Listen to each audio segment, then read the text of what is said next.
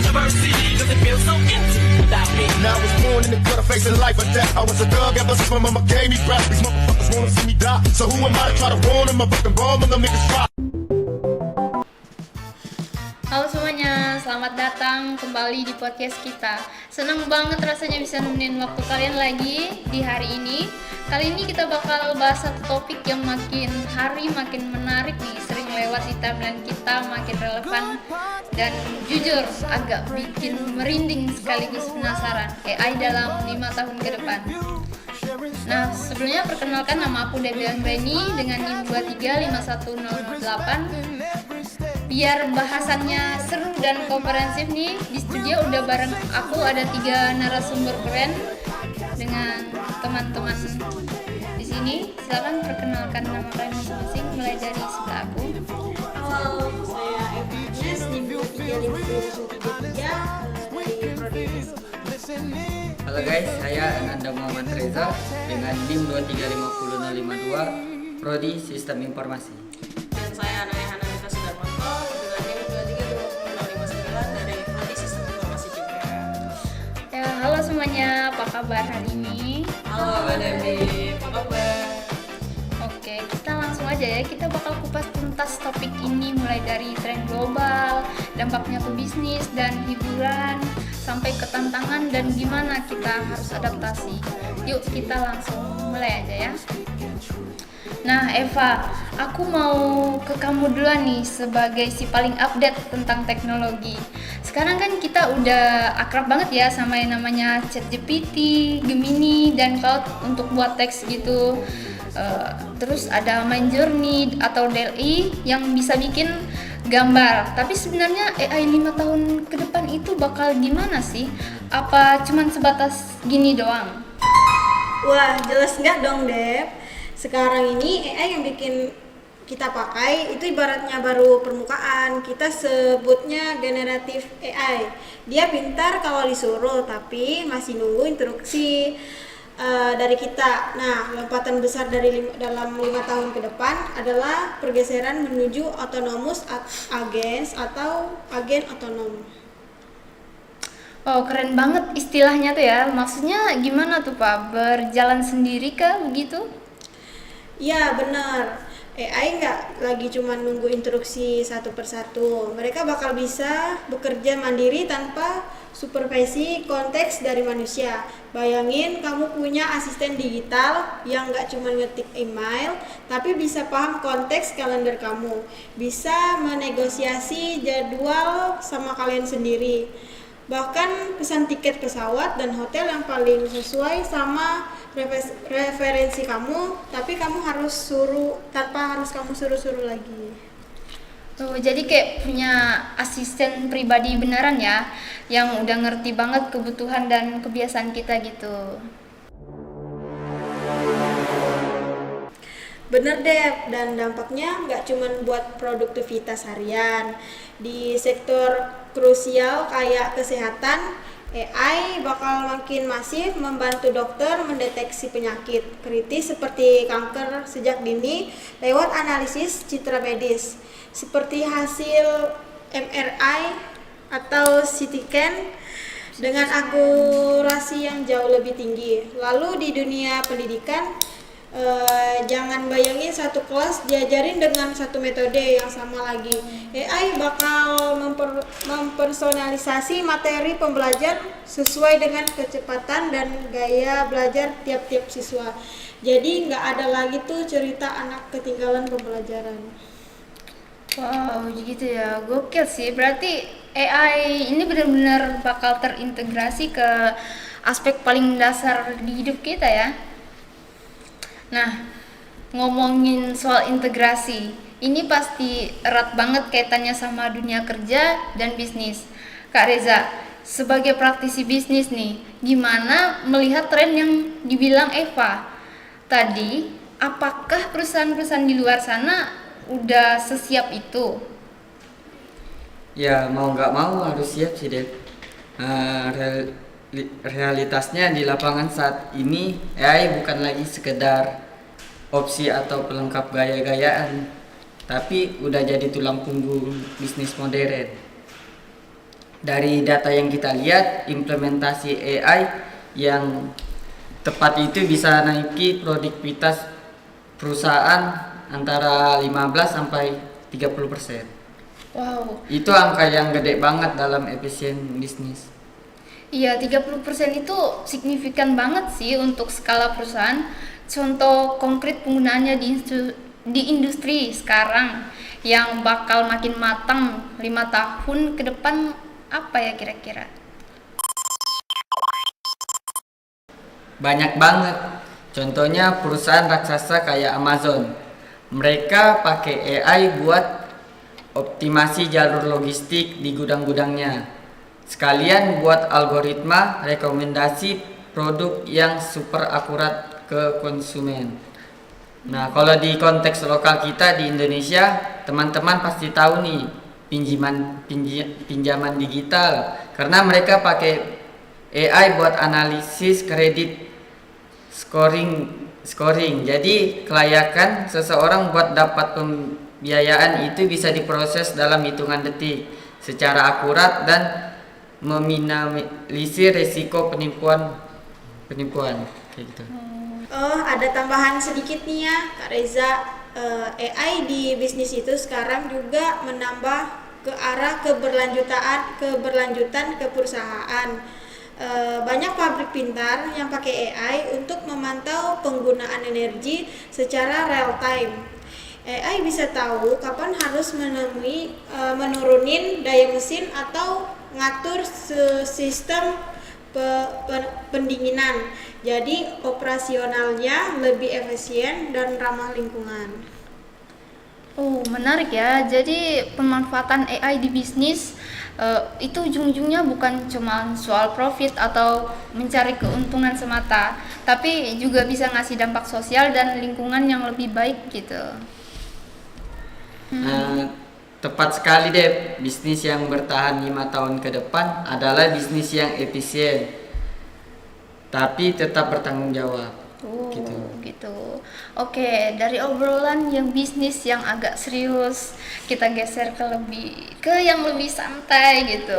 Nah ya, sebagai mahasiswa yang hobi ngegame dan pastinya penikmat hiburan gitu kan, gimana kamu lihat masuk ke ranah kreativitas? Karena kan dulu ada anggapan tuh kalau seni dan kreativitas itu cuman miliknya manusia doang. Nah, itu dia ya Kak Dep. Anggapan itu sekarang mulai bisa kita patahkan ya. Di dunia game nih contohnya, AI itu bikin pengalaman bermain kita lebih aktif aja. Kalau dulu kita main game, NPC di game kita itu rada monoton dan dialognya itu aja. Tapi 5 tahun ke depan berkat AI, NPC bakal bisa beradaptasi dengan gaya bermain kita dan dia bisa memberikan pengalaman bermain yang lebih personal. Iya bener nih, bahkan sekarang di industri musik dan film intervensi AI udah gila-gilaan. Ada platform kayak IVA atau Amper Musik yang bisa bikin komposisi lagu otomatis berdasarkan mood yang kita mau. Di industri perfilman AI sangat membantu proses pengerjaan CGI, efek visual, sampai proses editing yang dulu makan waktu berbulan-bulan. Bahkan konser hologram berbasis AI kayak Hatsune Miku atau konser visual musisi-musisi dunia di Metaverse itu bakal makin umum kita temui. Nah, mendengar itu semua nih, jujur ada kekhawatiran nggak sih di diri kalian? Maksudnya, apakah ini berarti peran para kreator, musisi, atau animator bakal kegeser tuh sama AI? Menurutku nggak ngegeser secara total ya Kak, tapi mengubah cara kerja kita. Berarti para kreator itu justru bisa berkolaborasi dengan AI buat ngerjain karya-karya mereka yang sebelumnya nggak kepikiran ataupun menghasilkan karya-karya yang baru gitu. AI bisa dipakai buat nyari ide awal atau ngerjain tugas teknik yang monoton. Oh gitu, aku paham nih. Jadi AI sebagai pematik atau kayak asisten gitu ya? Betul Kak, karena secanggih apapun AI bikin lagu ataupun gambar, sentuhan manusia itu tetap nomor satu. AI itu nggak punya pengalaman hidup ataupun emosi, jadi biar hasil karyanya tetap mempunyai emosi, jiwa, dan makna yang mendalam, tetap harus ada manusia di balik kemudinya. Ya gitu ya. Setuju banget. Emosi dan rasa itu yang paling nggak bisa didefinisikan pakai kode komputer ya. Ya. Tapi gini, dari tadi kan kita ngomongin indahnya, canggihnya, dan potensi hebat dari AI ini. Tapi kita harus realistis nggak sih? Kalau teknologi ini makin kuat, makin instan, dan makin mandiri, resikonya tuh makin besar.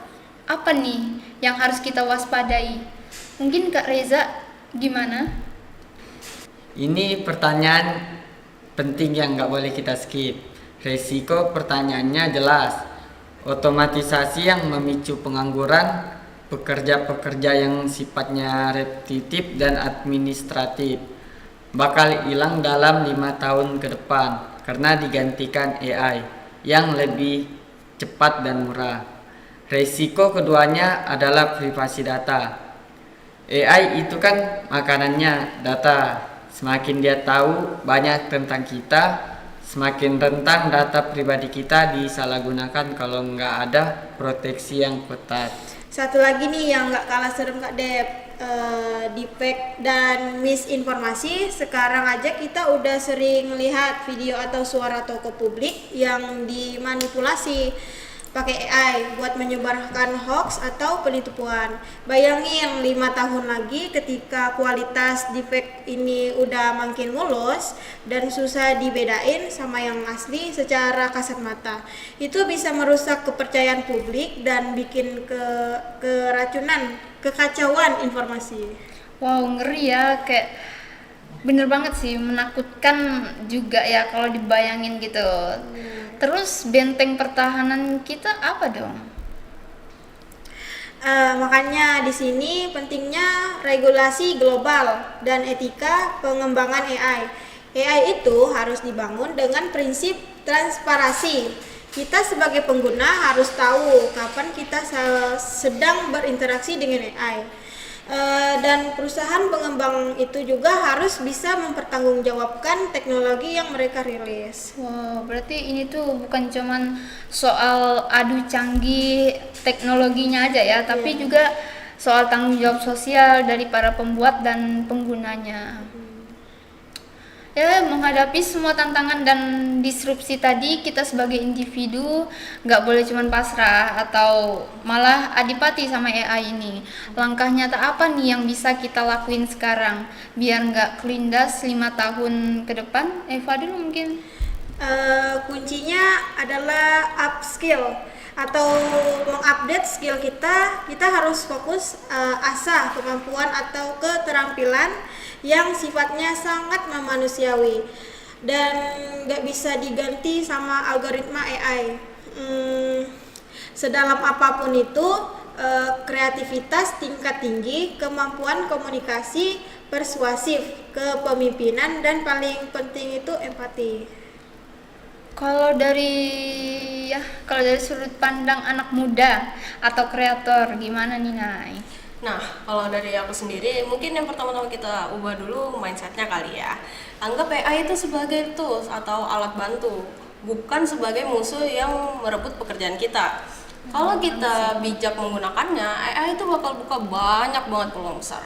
Contohnya nih, konten kreator pemula. Sekarang nggak perlu modal gede nih buat sewa editor mahal. Mereka bisa pakai AI buat bantu editing video, bikin skrip awal atau riset topik. Tapi tetap sentuhan akhir dan gaya personalitinya tetap dari si kreator itu sendiri. Jadi kerja bisa lebih cepat dan produktif. Wow, keren ya. Nah, kalau dari sisi perusahaan atau pemberi kerja, gimana Kak Reza? Biar karyawannya nggak langsung di PHK gitu aja nih. Ya, perusahaan juga punya tanggung jawab yang besar untuk beradaptasi secara etis. Nah, daripada langsung memutus hubungan kerja, perusahaan yang bijak harus berinvestasi pada pelatihan karyawan gitu. Ajarkan karyawan cara berkolaborasi dengan AI, cara mengoperasikannya. Jadi adanya transisi peran dari yang tadinya pekerja manual menjadi pengawas atau integrator AI. Integrasi AI yang etis di perusahaan itu adalah tentang memberdayakan manusia, bukan menyingkirkannya gitu. Wow, ya luar biasa banget obrolan kita hari ini ya guys. Gak terasa kita udah di penghujung sesi. Jadi AI dalam 5 tahun ke depan itu bukan lagi fiksi ilmiah ya, tapi realitas yang bakal makin dekat dan melekat sama hidup kita gitu sehari-hari. Dari dunia bisnis yang makin efisien sampai dunia hiburan yang makin tanpa batas. Peluang yang ditawarkan itu besar banget ya. Tantangan dan risikonya tuh emang nyata, tapi kuncinya kita harus bisa beradaptasi dan berkolaborasi dengan AI itu sendiri. Bukan kita ya yang dikuasai AI gitu. Ya, terima kasih waktunya untuk Eva, Reza, dan Naya sudah memberikan insight yang daging banget hari ini. Dan terima kasih juga buat kalian yang udah terus up to date dan asah kemampuan belajar kalian. Aku Debbie dan beserta seluruh narasumber pamit. Sampai ketemu di episode selanjutnya. Bye bye.